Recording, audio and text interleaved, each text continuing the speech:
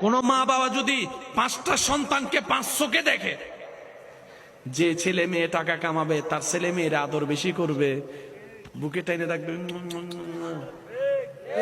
আর যে সংসার একটু টাকা কম কামাবে, টাকা দিতে পারবে না, তার ছেলেরে তার বউরে তার মেয়েরে আদর করবে না। হাসরের ময়দানে দরা আছে না নাই? এক ছেলের সম্পদ বাড়াই দিবে, আরেকজনের কমাই দিবে। দরা আছে না নাই? কারণ আল্লাহ তাআলা সন্তানকে যেভাবে বলেছেন মা বাবার হকের কথা, মা বাবাদেরকেও বলেছেন সন্তানের হকের কথা। এটার নামে ইসলাম। চিৎকার দিয়ে বলেন সুবহানাল্লাহ। দুটোটা মেনটেন করতে হবে। আল্লাহ তাআলা স্ত্রীদেরকে কি বলেছেন? স্বামীকে সম্মান করো। বুঝবেন, আল্লাহ স্ত্রীদেরকে বলছেন স্বামীকে সম্মান করো। আবার অন্য জায়গায় আল্লাহ তাআলা স্বামীকে বলতেছেন তোমার স্ত্রীকে তুমি মায়া করো, মহাব্বত করো। এই যে একটা সমতা, এটার নাম কি? বা একটু জোরে বলেন, এটার নাম কি? ইসলামের মধ্যে অশান্তি বলে কোন শব্দ, যত অশান্তি সব আমাদের ভিতরে। আমি আলোচনা শেষ করে দিচ্ছি, এবার আসুন নামাজ। বলেন তো সবাই কি? একটু জোরে বলেন কি? এই নামাজ জিনিসটা কি? এই নামাজ হচ্ছে বান্দা এবং আল্লাহর মাঝখানে সম্পর্কের একটা প্রেমের সেতু। সুবহানাল্লাহ, জোরে বলেন। আপনি আমি যখন নামাজ পড়ি তখন কানেকশনটা কার সাথে লাগাই? এবার আসেন, এই আযান, এই আপনার নামাজের জন্য যেটা দেওয়া হয় সেটার নাম কি? একটু জোরে বলতে হবে। আযান মানে কি? ডাক। ডাক ডাক। ও ভাই, তো ডাক দেওয়া হয় এইভাবে, ও ভাই। আযানের মধ্যে তো ও ভাই নাই। শুরুটা তো ও ভাই দিয়ে হওয়ার দরকার ছিল, ও বোন। আযানের মধ্যে তো ও ভাই ও বোন নাই। এটা কেমন ডাক?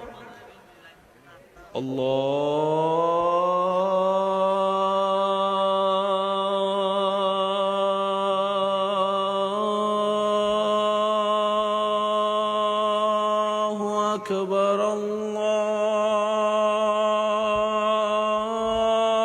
আল্লাহু আকবার। আর একটু জোরে। নামাজের জন্য ডাকছে আযান। প্রথম শব্দ হচ্ছে আল্লাহু আকবার। ও মুয়াজ্জিন, আল্লাহু আকবার বলার দরকার কি? ডাইরেক্ট বলো না, নামাজের টাইম হয়েছে, নামাজে আসো, শেষ। আযানও শর্টকাট হয়ে গেল। বলে যে না, আমি ডাকলে তুমি না আসতে পারো, বড় ডাকলে ছোট না আসতে পারে, নেতা ডাকলে কর্মী না আসতে পারে। সেজন্য নামটা শুরু করা হয় রবের নাম দিয়ে। ডাকটা আমি দিচ্ছি না, রবের রহমতে, রবের নির্দেশে, রবের পক্ষ থেকে আমি মুয়াজ্জিন ডাকটা তোমার কাছে পৌঁছাচ্ছি, তাই রবের নামটা আগে শুনিয়ে দিচ্ছি। নামটা কার? এবার আপনি সে ডাকে সাড়া দিয়ে, একটু জোরে বলেন না রে ভাই, আপনি সে ডাকে সাড়া দিয়ে কি করলেন? মাত্র অজু করার জন্য হাতটা ধুইতেছেন। আল্লাহ কেমন বান্দাকে ভালোবাসে দেখেন। আল্লাহ পাক বলে যে হে ফেরেশতা, আমার বান্দার হাত থেকে কত ফুটা পানি পড়তেছে দেখতো। আল্লাহ, পানির সাথে আমার লেনদেন কি? কয় আছে, লেনদেন আছে। কয় ফুটা পড়তেছে গুনিস। এবার ফেরেশতার সাথে তাকাই থাকে 10, 15, 20, 30, 50, 60, 70, 80, 90, 100। আল্লাহ 120 ফুটা, 120টা গুনাহ তার এখান থেকে মুছে দে। আল্লাহ, তার তো অনেক জায়গায় গুনাহ জমে এক জায়গায়, কিন্তু পাট আছে তো, হাতের গুনাহ, আঙ্গুলের গুনাহ, চোখের গুনাহ, নাকের গুনাহ আলাদা আলাদা। আল্লাহ কোনগুলা? কয় যেটা দুইছে সেটার গুনাহ। এবার বান্দা যখন, আল্লাহ কয় মুখের গুনাহ। সুবহানাল্লাহ, একটু জোরে বলবেন না? এবার বান্দা যখন মুখে পানি দেয়, এবার বান্দা যখন হাত ধোয়, হাতের গুনাহ। এবার বান্দা যখন পা ধোয়, পায়ের গুনাহ। ফেরেশতা বলে যে আল্লাহ, সে এখনো নামাজ শুরুই করে নাই।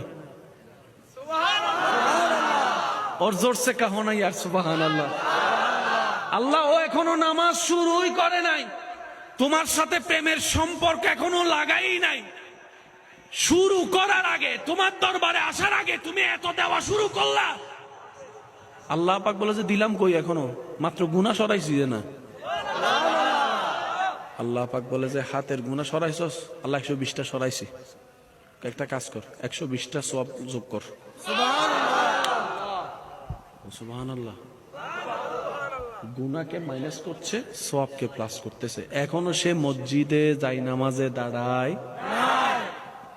এবার সব শেষ করার পরে যখন সে মসজিদ অভিমুখে, যাই নামাজের অভিমুখে যখন রওনা দিতেছে, আল্লাহ পাক বলে যে ফেরেশতা সে কয় কদম হচ্ছে গন, তার ট্যাঙ্গন,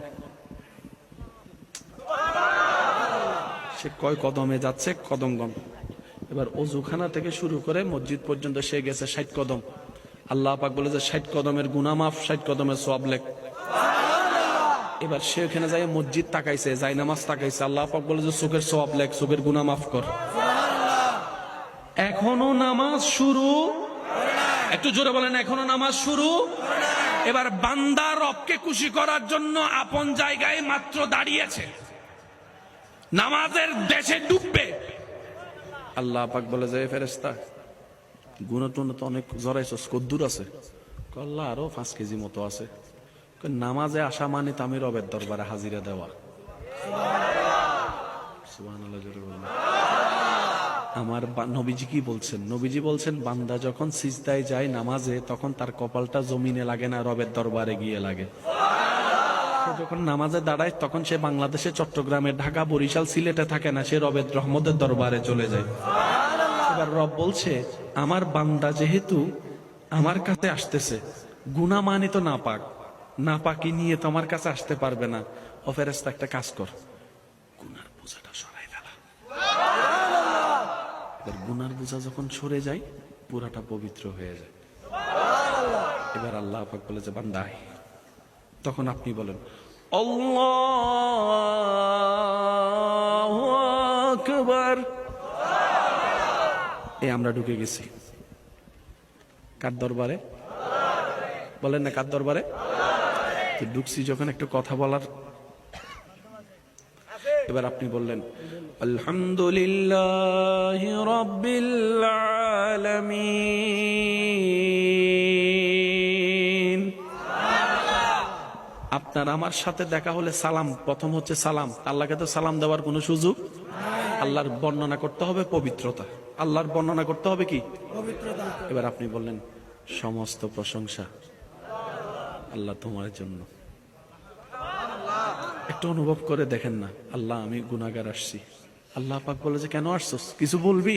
আপনি বললেন আল্লাহ সমস্ত প্রশংসা আপনার জন্য। তখন আল্লাহ পাক বলে হামিদানি আব্দি, আমার বান্দা কত সুন্দর করে আমার প্রশংসা করছে, ফেরেশতা তোরা দেখ। এবার আপনি বলছেন আর রহমানির রহিম, আল্লাহ আমি গুনাহগার ভিক্ষুক আসছি। কেন? কারণ তুমি পরম করুণাময়, অসীম দয়ালু, একটু দয়া ভিক্ষা নিতে এসেছি। এ কথা শুরু, এ কি